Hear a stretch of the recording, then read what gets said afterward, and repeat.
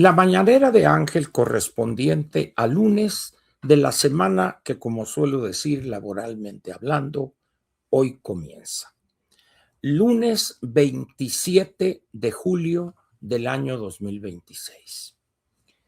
Quiero comentar con usted algo que quizá le moleste, a algunos posiblemente los va a ofender y a otros, muchos con toda seguridad, les va a valer, como se dice, lo que se le unta al queso.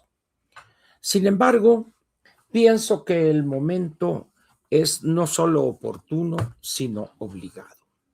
Me explico.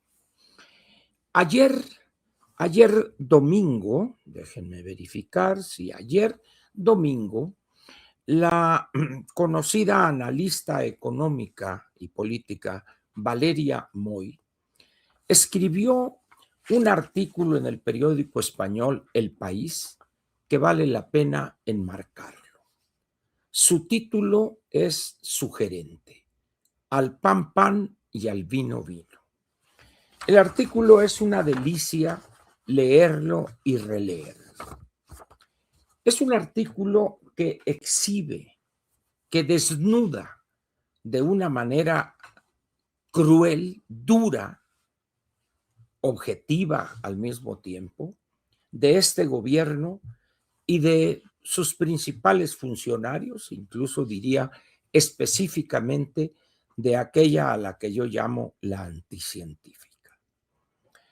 El artículo describe o relata varios incidentes donde la palabra de la presidente busca no aceptar responsabilidades, sino encubrir el hecho mismo llamándolo de otra manera. De ahí el título de la colaboración: Al pan pan y al vino vino. Valeria plantea con una claridad meridiana que cuando el gobernante elude llamar a las cosas por su nombre, lo que está haciendo en realidad es encubriendo una falla terrible en algunos casos por el número de fallecidos o de muertes, y en otros casos por simple cinismo. Las inundaciones son encharcamientos y así sucesivamente. Esta forma de gobernar, evitando llamarle al pan pan y al vino vino, ha llegado a un punto crítico en las condiciones actuales. Se han juntado varios elementos: el conflicto con los Estados Unidos en materia de colaboración para capturar o para extraditar a un cierto número de personas potencialmente delincuentes, porque eso, un pedido de extradición no juzga culpabilidad o inocencia, simplemente hay una instrucción de un juez como consecuencia de las pruebas exhibidas a los integrantes de un gran jurado, y las pruebas vendrán después en un periodo, como lo marca, que hoy ya poco importa eso, el tratado de extradición entre México y los Estados Unidos, de 60 días para que el país requiriente entregue al país requerido las pruebas que lo han llevado a hacer esa solicitud. Nada de eso le importa a este gobierno, y específicamente a quien se ha convertido en una necia, con una necedad que sorprende, de la anticientífica, defensora, abogada defensora de ese grupo de delincuentes y muchos más. Y aquí viene la pregunta para usted: ¿qué va a hacer, dada la gravedad a que se ha llegado, dada la crisis que ya es imposible ocultarla, en lo económico, en las finanzas públicas, en la presencia del crimen organizado, etcétera, etcétera, etcétera, ¿verdad? ¿Qué va a hacer usted?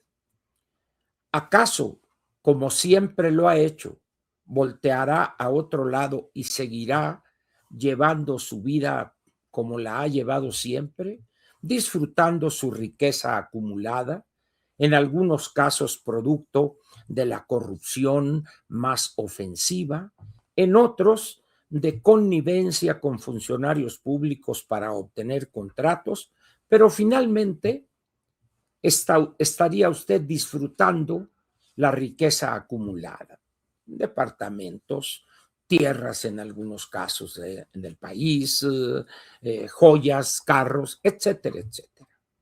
Otros, los ternuritas y los de la corrección política, seguirán preocupándose sobre el estado de la democracia y que la debilidad democrática, publicando libros que nadie lee, escribiendo columnas que leen 5 o 10 de sus amigos y punto. ¿Y qué va a pasar con esas decenas de millones de mexicanos que batallan los 7 días de la semana para obtener un magro ingreso, dada su pertenencia a la informalidad, para tratar de llevar algo a la mesa familiar y que los hijos y la esposa puedan comer algo? Y por allá habrá un grupito pequeño de tercos que dicen sí, hay que explicarle a la gente porque tenemos que participar, etc. ¿Qué va a pasar? Aquel número de ciudadanos que planteé antes se van a pitorrear de nosotros, pero no importa. En mi caso, junto con un grupo pequeño de mexicanos que sí queremos a este país, que no tenemos la cuestión de la riqueza acumulada, sino simplemente el deseo de que este país no se vaya por el caño.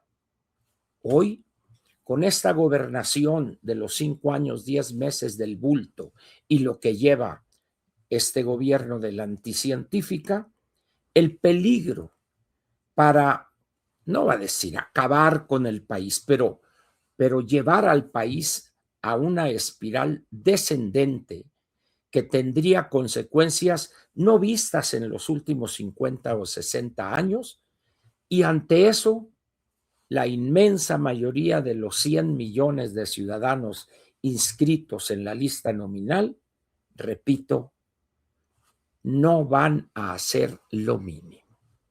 Van a seguir las fiestas, los viajes. Ya viene el 15 de septiembre, obligado es el viaje a Las Vegas, otros se irán quizá a Nueva York, los más pudientes quizá, pues ¿por qué no a París? ¿Por qué no a Madrid? ¿Verdad? A revisar cómo está el departamento adquirido, etcétera. ¿Podrá el país ver un estallido sin parangón en los últimos 40 o 50 años? Y ellos sin preocupación alguna. Pero ¿eso qué significa en términos de la estabilidad política y de la estabilidad económica de este sufrido país? Lo peor que usted pueda imaginar.